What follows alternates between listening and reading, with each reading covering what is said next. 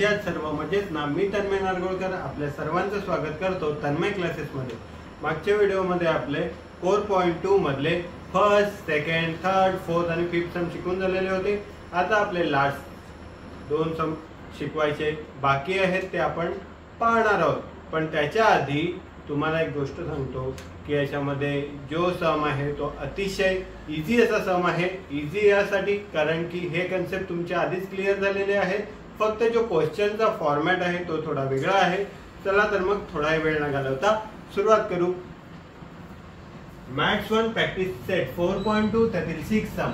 6 sum का आहे? Prepare business to consumer tax invoice using given information. काय करायचं आहे आपल्याला?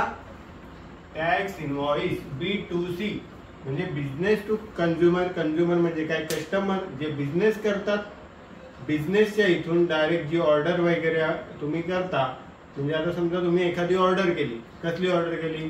समजा मोबाईल ऑनलाईन ऑर्डर केला, तर तो बिझनेस कोणतरी मोबाईलचा करत असतो, त्याच्याकडे मग ती ऑर्डर जाते, मग ती ऑर्डर पॅक वगैरे होते, मग ती तुमच्यापर्यंत पोहोचते। म्हणजे ते कोण झाले? बिझनेस करणारे, आणि तुम्ही कोण झाले? कस्टमर। मग त्याला काय सांगतात? मग जे टॅक्स इनवॉइस होते, टॅक्स इनवॉइस म्हणजे काय? पावती। पावती म्हणजे काय? बिल। जे बिल येते ते बनवायचं आहे तुम्हाला, बरोबर? B2C चं टॅक्स इनवॉइस तुम्हाला बनवायचं आहे। म्हणजे जे बिल येते, बरं, जेव्हा तुम्हाला किंमत असते, कितीला मोबाईल पडला, मग तो कितीची किंमत आहे त्याची, मग सगळे इन्फॉर्मेशन त्याच्यावर दिलेली असते। युजिंग गिवन इन्फॉर्मेशन, जी तुम्हाला माहिती दिलेली आहे त्याचा उपयोग करून तुम्हाला B2C चं टॅक्स इनवॉइस बनवायचं आहे। Write the name of the supplier. काय काय लिहायचं आहे त्याच्यामध्ये? Name of the supplier, address, state, date, invoice number, GST number, बरोबर? एवढं लिहायचं आहे। नंतर सप्लायरचं काय काय येईल? जे नाव आहे ते सप्लायरचं, ऍड्रेस येईल, स्टेट येईल, डेट येईल, इनवॉइस नंबर येईल आणि GST नंबर। पर्टिक्युलर्स म्हणजे काय? पर्टिक्युलर्स म्हणजे काय काय त्यांनी परचेस केलेलं आहे ते। त्याच्यामध्ये काय दिले? Rate of mobile battery. Rate of mobile battery किती आहे? ₹200। GST किती दिले? 12%। HSN कोड म्हणजे एखादा समजा मोबाईल वगैरे तुम्ही मागवला तर त्याचा कोड जो असतो, म्हणजे त्याचा बारकोड असतो। समजा बारकोड इथे किती आहे? मोबाईल बॅटरीचा 8507। नंतर मग जो किती मोबाईल बॅटरी मागवले? 1 पीस, म्हणून इथे 1 PC असं लिहिलंय। नंतर रेट ऑफ हेडफोन किती आहे? 750। रेट ऑफ हेडफोन किती आहे? 750। GST किती आहे? 18%। HSN म्हणजे काय? बारकोड। बारकोड तुमचा किती आहे? 8518। कशाचा? हेडफोनचा। आणि किती मागवले? 1 पीस मागवलेला आहे। चला तर मग आता आपण पुढे थोडा वेळ घालवता सुरुवात करणार आहोत आपल्या आन्सरला।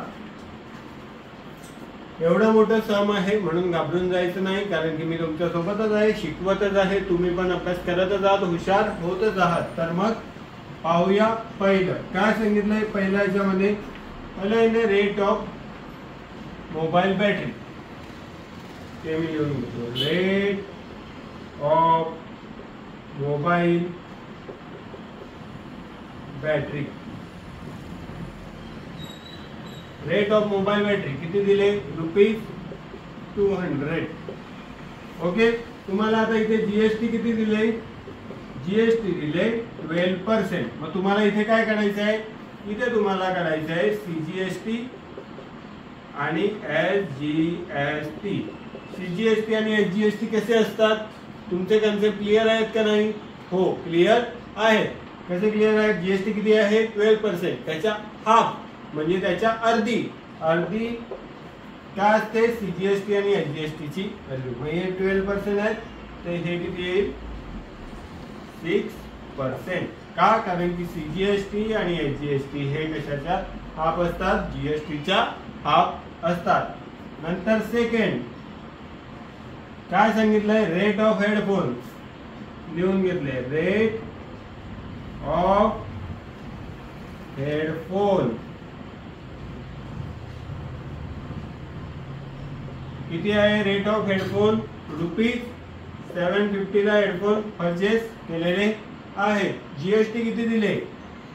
GST दिले 18%।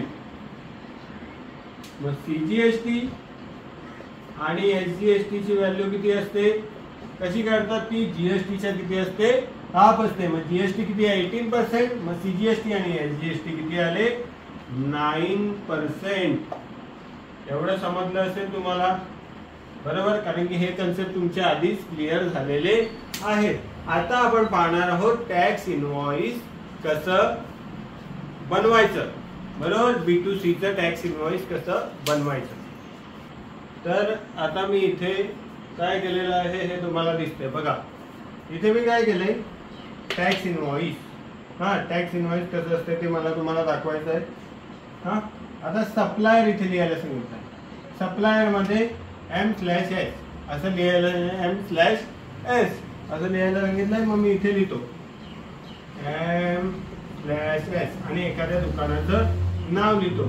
समजा रॉय एंटरप्राइजेस, रॉय एंटरप्राइजेस.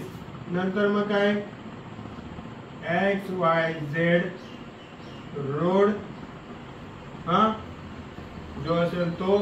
नंतर इथे लिहितो मी मुंबई, मुंबई. नंतर जो एखादा पिनकोड,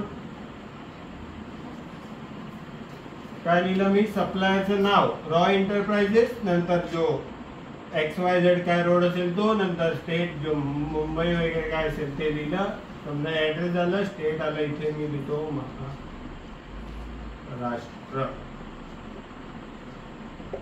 ओके.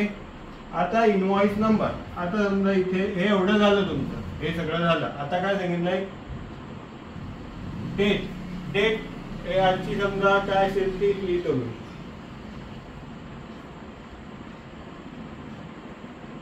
लिहिली मी डेट. आता इनव्हॉइस नंबर. इनव्हॉइस नंबर तुम्ही काय पण लिहू शकता, GST/01, GST/02, GST/03 काही लिहू शकता. सप्लायरचं नाव झालं. इनव्हॉइस नंबर मी तुम्हाला काय सांगितलं, GST/01 काही लिहू शकता.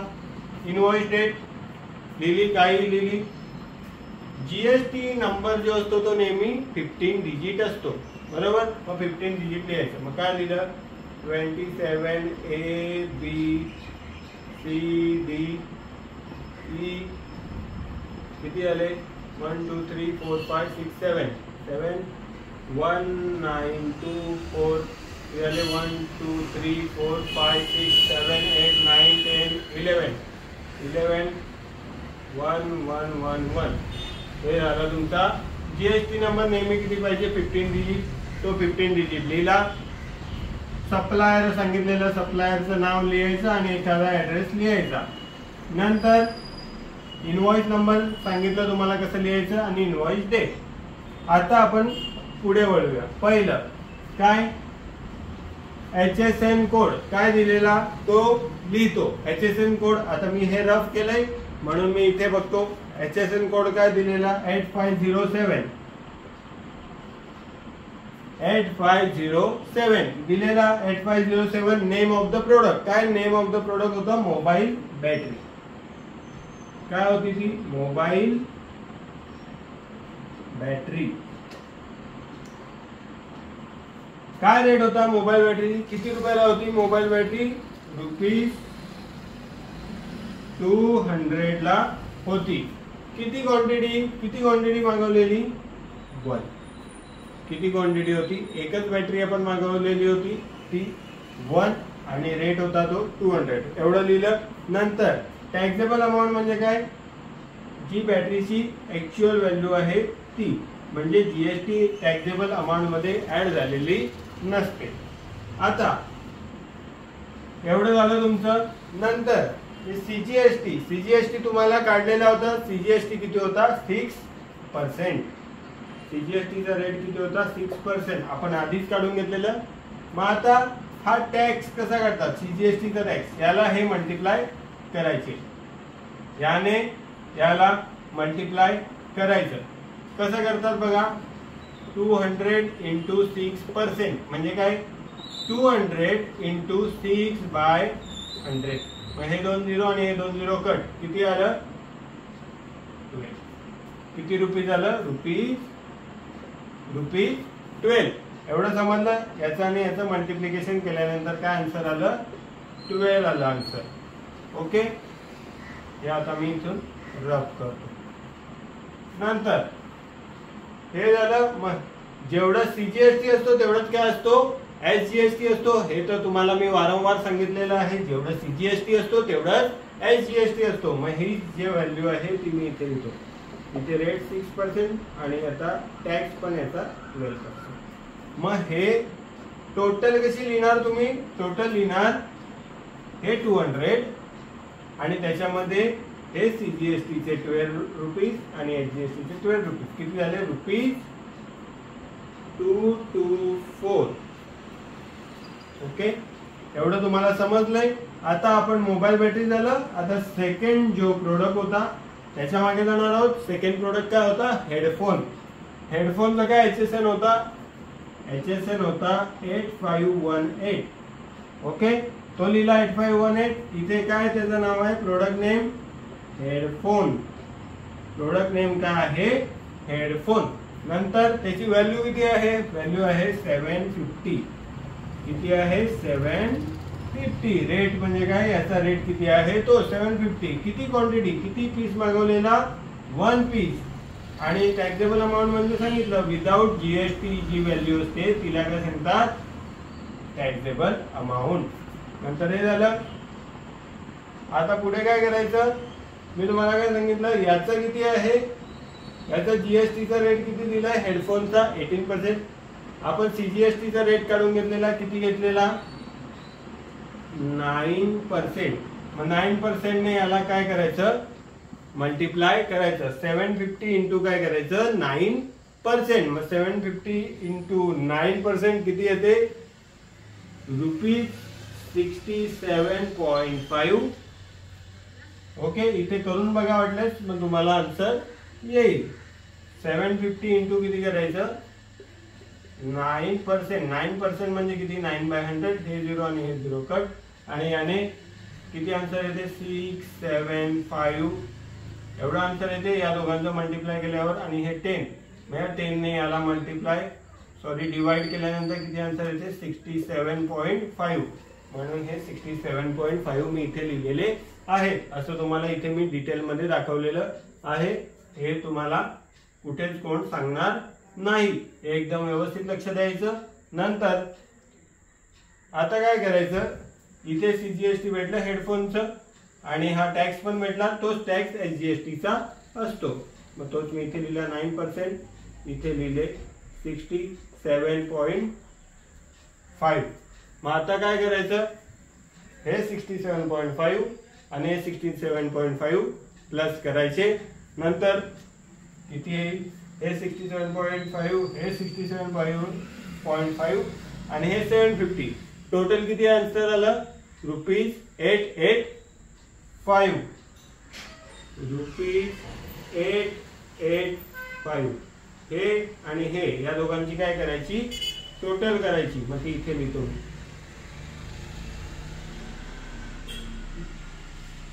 याची आणि याची टोटल किती आली ती इथे लिहितो.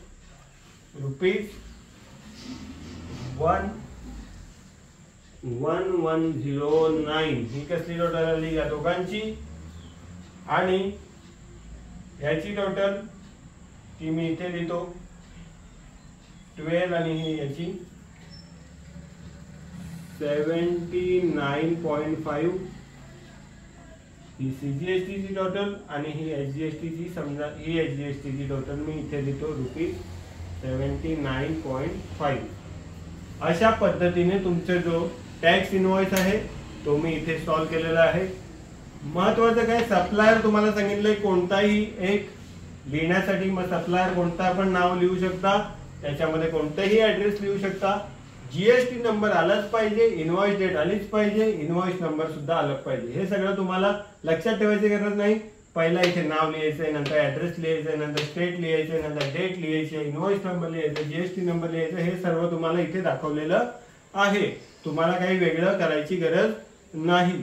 असंच नंतर आपल्याला HSN कोड वगैरे याचं तुम्हाला एकदा दोनदा सॉल्व केल्यानंतर तुम्हाला समजून जाईल। असंच सम 7 सम आहे ते तुम्हाला पुढच्या व्हिडिओमध्ये मी शिकवणार नाही, सॉरी, कारण की याचं आणि त्याचा कन्सेप्ट एकदम सेम आहे। सेम कन्सेप्ट असेल तर मी शिकवत नाही, त्याचं तुम्हाला पुढे स्वतः ट्राय करायचं आहे। तुम्ही एकदा बघितलं की तुम्हाला जो 7 सम आहे तो सॉल्व करता येईल। याच्या पुढील सम पुढील लेक्चर मध्ये पाहणार आहोत, तरी आपल्या चॅनलला लाईक, सबस्क्राईब आणि शेअर करायला विसरू नका। धन्यवाद।